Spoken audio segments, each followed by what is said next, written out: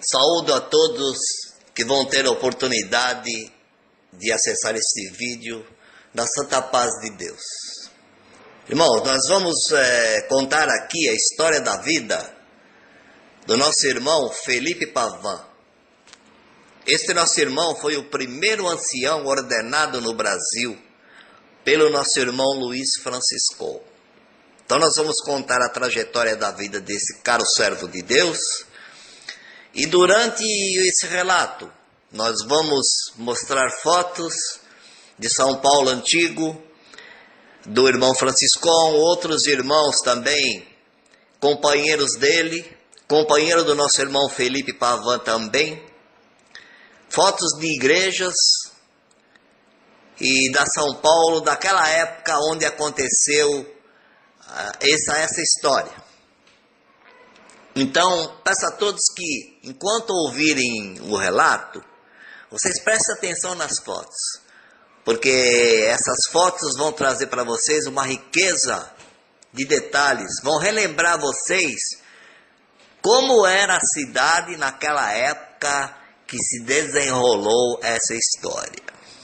Esse relato, ele está sendo feito por um tataraneto do nosso irmão Felipe Pavan, que é da 5ª geração da família, que ainda toda está na congregação cristã no Brasil.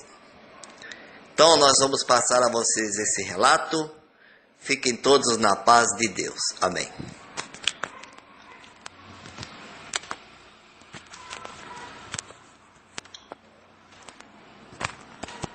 Meu tataravô Felipe Pavan nasceu na Itália, na comarca de Pádua. Com a grande recessão daquele país, meu nono buscou na imigração realizar um sonho de prosperidade e veio ao Brasil com seus 6 irmãos e sua esposa Ângela Braga Pavan. Saiu da Itália de navio rumo ao Brasil com grandes provações, haja vista que um de seus irmãos faleceu no caminho devido à febre presente na embarcação.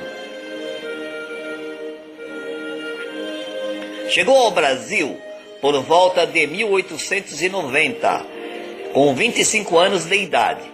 Do Porto de Santos, acessou o trem sentido Estação da Luz. Chegou a São Paulo, onde desceu na Estação da Luz, direcionando-se à hospedaria do imigrante. Ficou cerca de 8 dias neste local e, através da hospedaria, conseguiu emprego em uma serraria chamada União, na região dos Campos Elíseos, em frente à Igreja Coração de Jesus. Como ordenado deste emprego, comprou junto com seu irmão Mateus Pavan uma simples residência na Rua da Alfândega, número 64, antigo número 4, iniciando assim a sua nova vida no Brasil, entre 1891 e 1897. Deus presenteou seu lar com 3 filhos, sendo Elvira, Germílio Pavan e Paulo Pavan, meu bisavô. Devido ao grande esforço em sustentar a sua família e criar os seus filhos, e principalmente servir a Deus, os pastores da Igreja Presbiteriana do Brasil visualizaram um grande dom de Deus em meu tataravô, ordenando-o presbítero da igreja. A Igreja Presbiteriana do Brás, sendo os cultos realizados na residência do meu nono. Era um pequeno espaço onde tinha alguns bancos de madeira, um órgão e um singelo púlpito para ministrar a palavra de Deus. Aquele povo, na grande maioria, de origem italiana, devido ao preconceito do povo brasileiro em relação aos italianos. O tempo passou, e por volta de 1906, meu tataravô acompanhava as notícias que corriam pelo mundo de um reavivamento em Gales e após em Chicago, na Rua Azusa, com os presbiterianos.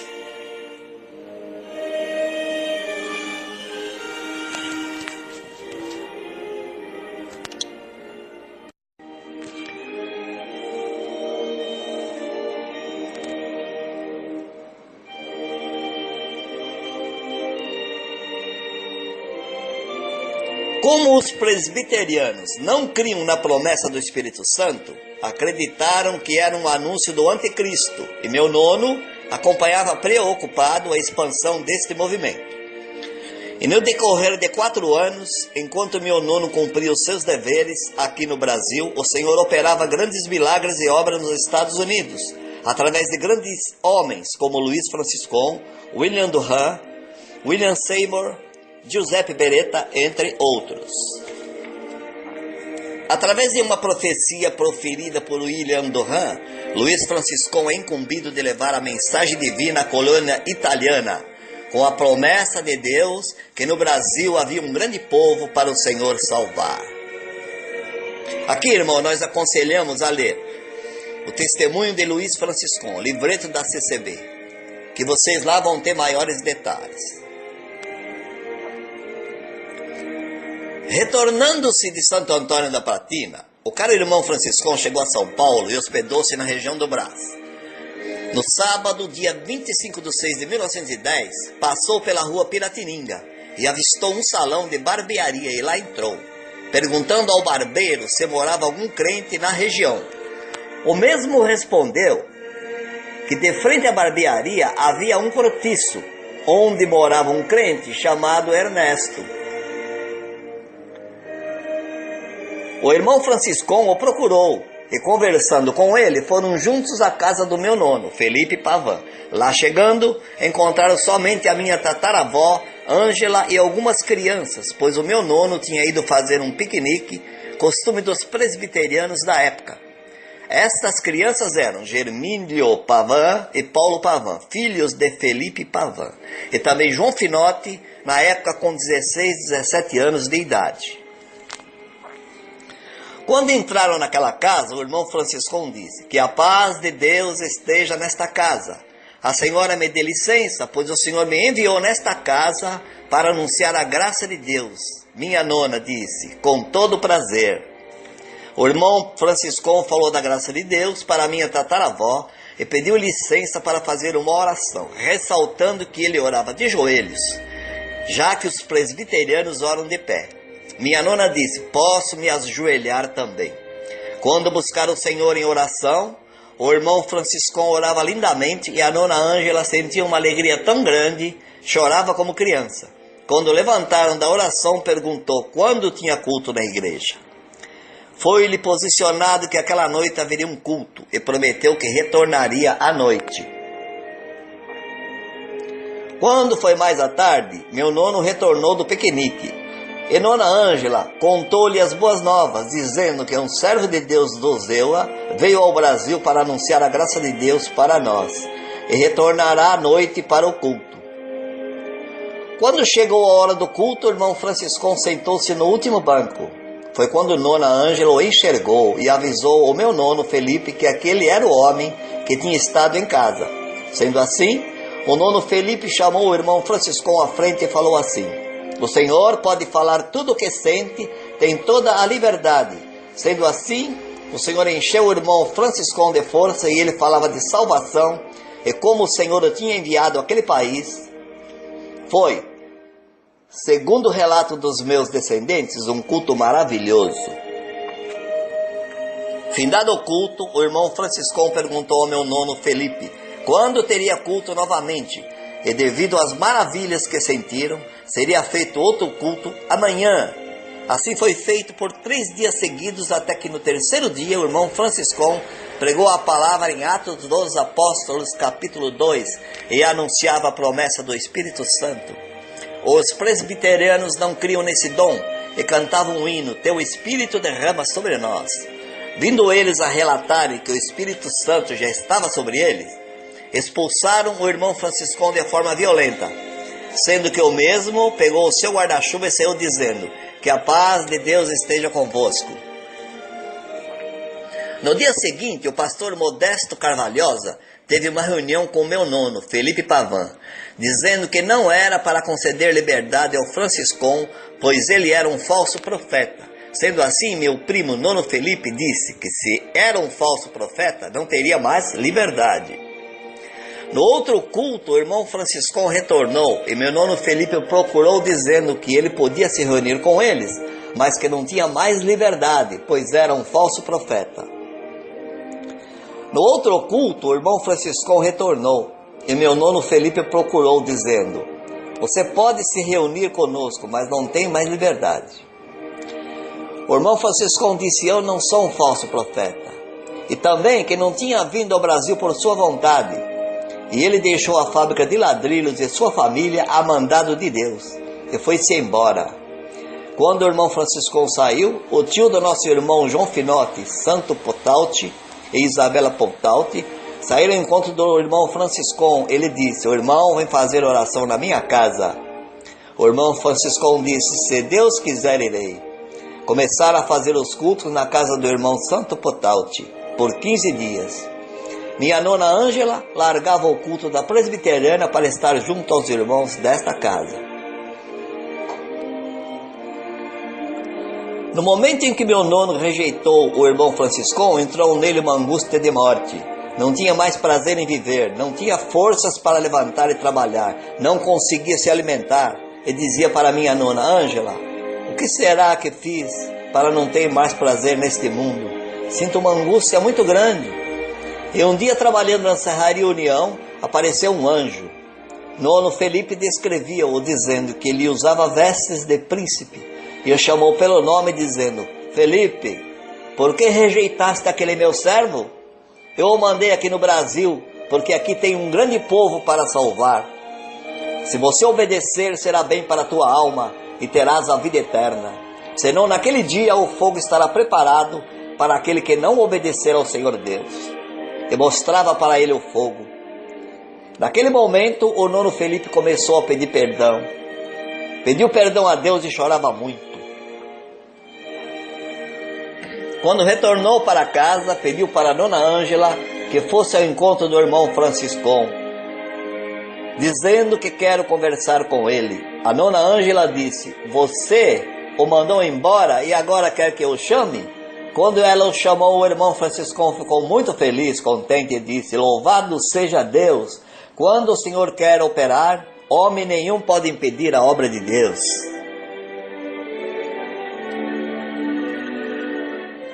Quando chegou à casa do nono Felipe, ao mesmo o abraçou e pediu perdão, dizendo: meu irmão, agora sei que é o enviado de Deus. Eu não sabia, pensei que era outra doutrina. E ao anoitecer no culto da presbiteriana, meu nono anunciou: os que querem obedecer a Deus, fiquem conosco, e os que não, podem levar tudo embora, porque aqui vamos dar continuidade à obra de Deus dentro de sua doutrina. Dos que ficaram, totalizou-se 20 almas, inclusive a família do irmão João Finotti. Os pastores da igreja presbiteriana conseguiram uma carroça. Levaram os bancos, o púlpito e o órgão embora. Mas como o nono Felipe trabalhava em uma serraria, construiu os bancos e a tribuna para acomodar os servos de Deus. Eram feitos 3 cultos por semana na rua Alfândega, no Brás. E nos outros dias eram feitos ajuntamentos de evangelização nas casas dos outros irmãos. No domingo à tarde faziam cultos no Jardim da Luz, a Praça Antônio Prado, na Água Branca, próximo da vidraria Sengobá e Lapa, onde ficaram conhecidas as famílias Mazei, Peruche, Peruque e Piro, que por sinal, um dos seus filhos, José Piro, casou-se com uma filha do nono Felipe, a irmã Elvira Pavan.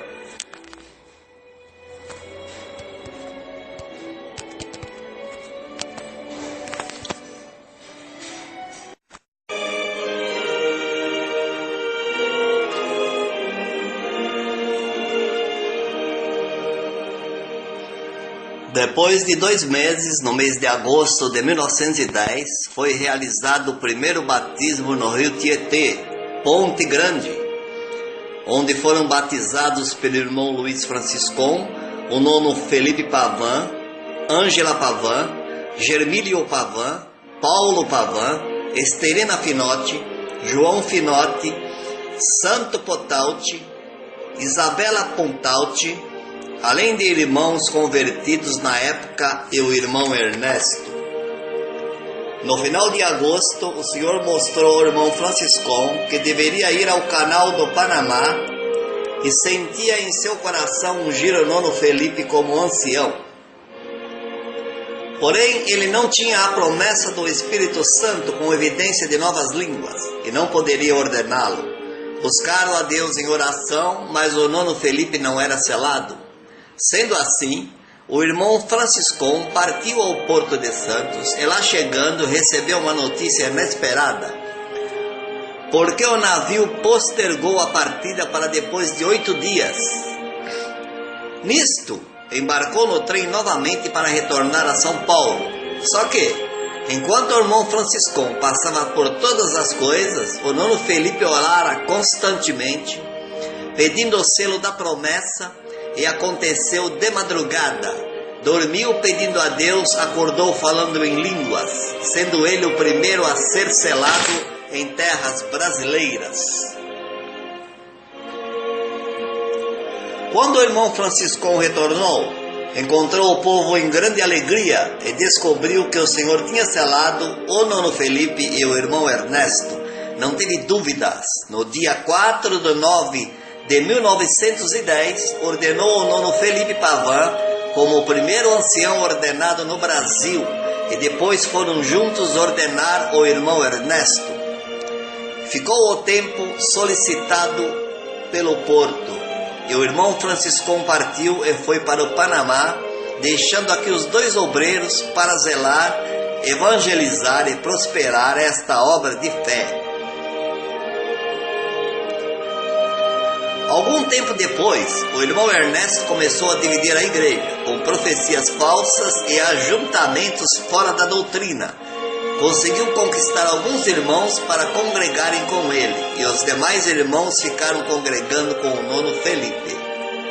Sabendo disto, o irmão Franciscão enviou o irmão Agostinho Leoncini, que ficou 6 meses hospedado na casa do meu nono Felipe, unindo o povo novamente, reconciliando e trazendo paz para a obra. Como o irmão Ernesto não aparentava muito convencido, decidiram por ordenar o irmão Genário Pita como ancião. Isso foi feito no dia 1 de 1 de 1911. Este servo de Deus muito auxiliou o nono Felipe no atendimento da obra. Infelizmente, faleceu pouco tempo depois, em 1920. Vídeo relato divulgado na internet, escrito pelo filho do nono Felipe, Germílio Pavan, onde conta sobre um batismo feito pelo irmão Genaro na Água Branca. Em 1913, o irmão Franciscão convidou o nono Felipe para acompanhá-lo em uma missão na Vila Prudente. Ficaram hospedados em um casarão chamado Fortaleza, a convite da família Falck, proprietários de uma fábrica de chocolates muito conhecida da época. A população local começou a conhecer a congregação como os evangelistas, e as 2 primeiras famílias do bairro que se converteram foram a de Luiz Pedroso, primeiro ancião da Vila Prudente, e a família do Miguel Santana, com seus filhos e amigos íntimos como Candinho Rinco, que veio a ser ancião 2 décadas depois, Angelinho Olinto Rinco, Antônio João, José e Alexandre Rinco. Só que na região havia grande influência católica, e os líderes dessas igrejas perseguiam muitos servos de Deus. Tentaram de diversas maneiras impedir o crescimento da obra e não obtiveram sucesso. Como última cartada, pagaram. Segundo o relato dos primitivos, foi comprovado tal ordem para 40 homens espancarem os irmãos ao término do culto.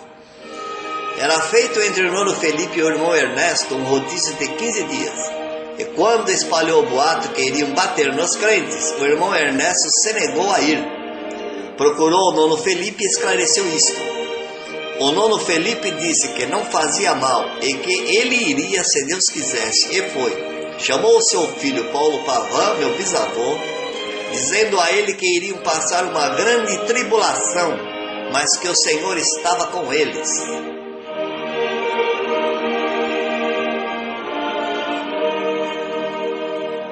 Terminou o culto, a Irmandade foi em direção ao bonde que transportava a Irmandade de volta para casa. E o local era muito descampado, tinha muito mato. aguardaram em um ponto, pararam e o bonde e falaram: quem é crente desce do bonde. Os irmãos desceram e começaram a dar pauladas, chutes e socos nos irmãos. Quando viram o nono Felipe, disseram que era ele que queriam pegar. O cercaram e perguntaram: o senhor volta aqui outra vez? Ele disse: se Deus mandar eu volto. E batiam muito nele. Faziam uma pergunta novamente e ele dizia: se Deus mandar eu volto. E assim foram feitas muitas perguntas e muitas pauladas foram dadas no servo de Deus. Quando viram que não adiantava mais perguntar, pegaram o nono Felipe pelos braços, subiram em um morro e o jogaram sem piedade. Nisto, seu corpo ficou muito roxo. Em sua cabeça abriu-se uma brecha muito funda que saía sangue sem parar.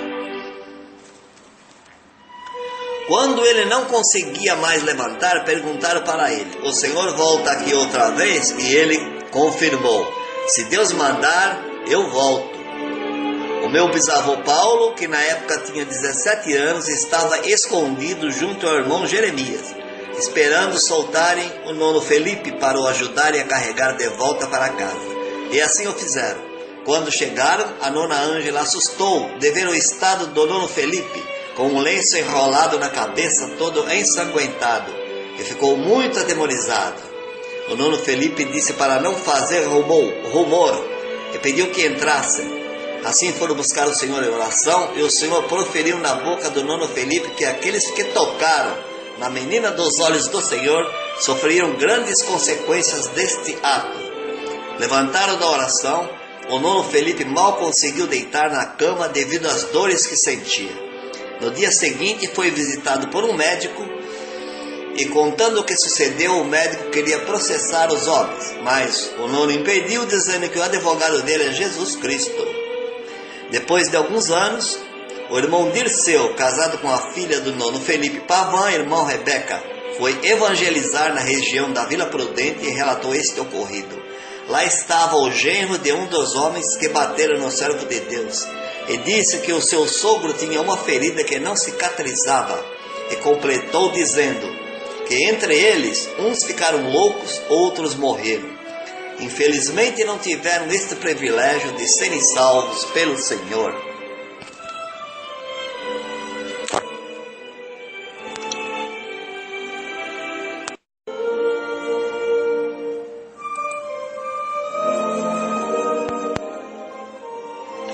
Quando chegou na terça-feira, o Senhor falou ao nono Felipe: vai se reunir com os teus conservos na Lapa. Ele, com muito custo, sentou-se na cama e chamou a nona Ângela, pedindo que aprontasse a sua roupa, e ele tomaria um banho, pois o Senhor o mandava na Lapa. Chamou meu bisavô Paulo, dizendo para se arrumar, que iriam juntos na redonança. Depois de muita dificuldade, chegaram à redonança da Lapa, e a Irmandade ficou muito contente em vê-lo, e o irmão Franciscão presidiu o culto. Quando chegou a hora da palavra, o irmão Franciscão ofereceu a palavra ao nono Felipe, perguntando se tinha a palavra. O nono Felipe respondeu que sim, pediu ajuda aos irmãos para subir ao púlpito e fez a vontade de Deus. Segundo as palavras de um primitivo da época, o Senhor operou grandes obras, inclusive do nono Felipe, libertando-o completamente de todas as dores. Este primitivo relatou que na pregação da palavra o nono Felipe era erguido do chão. Não posso confirmar. Neste momento, o Senhor selou com a promessa do Espírito Santo e seu filho Paulo, meu bisavô. Neste dia estava presente o irmão Miguel Espina no colo de sua mãe com 3 anos de idade. Em 1915, conforme relatei no início deste testemunho, o nono Felipe tinha comprado a casa na rua da Alfândega, junto com seu irmão carnal. Não foi crente. Este, agindo de má fé, vendeu a casa sem o consentimento do nono Felipe, que fugiu para o sul do país. Ao nono Felipe coube esquivar-se de escândalos e sair da casa. O irmão Caetano D'Angelo o abrigou em sua casa por 15 dias. E os cultos passaram a ser na rua Anhai, na esquina da rua Tenente Pena 85. Depois, Deus preparou de morar na casa do irmão Gregório Espina, e os cultos passaram a ser realizados na Rua da Graça 159. Derramando muito suor, conseguiu adquirir uma casa na Rua Tenente Pena, número 30. Ali criou os seus filhos, realizou os cultos junto à Irmandade e manteve-se firme até o Senhor o buscar para o seu reino de glória. A partir deste ponto já havia evangelizado outras regiões, tal como o Brás, Bom Retiro, Lapa, Vila Prudente, Água Branca e Santo André. Também Votorantim, Sorocaba, entre outros bairros e cidades, inclusive referente às famílias convertidas de Santo André, principalmente família Zanetti. O nono Felipe realizou um batismo em 1916 na Ponte Pequena, São Paulo, batizando o irmão Antônio Zanetti, José Zanetti, entre outros. Depois realizou um batismo em Santo André em 1917 no rio Tamanduateí, de fronte à atual empresa Ródia, e foram muitos outros convertidos pelo Senhor. Quando foi em 1918, o nono Felipe tinha 53 anos de idade, já possuía 10 filhos e já congregavam muitas famílias junto dele. Ainda trabalhava na Serraria União, numa máquina de corte. Infelizmente, um dia cortando tábuas de madeira, ocorreu um acidente e, escapando-se uma tábua, bateu contra o seu estômago. Isto muito o fez sofrer, pois não conseguia se alimentar, sentia fortes dores no peito. Mas quando era na hora da palavra, o Senhor o usava com grande fervor. Quando foi uma quarta-feira, trabalhando na serraria, sentiu que o Senhor o recolheria. Baseado nisto, conversou com seus colegas de trabalho, falando que logo o Senhor o recolheria e que seria um grande prazer que eles fossem ao funeral. Eles estranharam, mas confirmaram que iriam. Quando o nono Felipe chegou em casa, já não se sentia bem. De madrugada deu uma crise de dor muito forte e disse para a nona Ângela que chamasse os filhos para orarem a Deus por ele. Assim fizeram, se ajoelharam de frente à cama e quando estavam orando, a nona Ângela viu uma nuvem branca que o cobriu. Naquela hora o Senhor falou para o nono Felipe: amanhã às 12h30 venho te recolher. Isto foi numa quinta-feira, dia 4/7 de 1918. Ao amanhecer do dia 5/7 de 1918, sexta-feira, o nono Felipe pediu para a nona Ângela que preparasse sua roupa. Expressou o desejo de se arrumar para esperar em comunhão pelo Senhor. Logo em seguida chegou à sua casa uma irmã chamada Beatriz, e o nono Felipe pediu que ela anunciasse aos irmãos da igreja que viessem todos se reunir ali, pois o Senhor o viria buscar às 12h30. A irmã assim fez. Convocou a todos e quando chegaram, viram o nono Felipe sentado na sala, lendo a palavra de Deus. Conversaram bastante sobre a obra de Deus e quando chegou 12h20, o nono Felipe falou: vamos buscar ao Senhor em oração, pois logo o Senhor vem me recolher.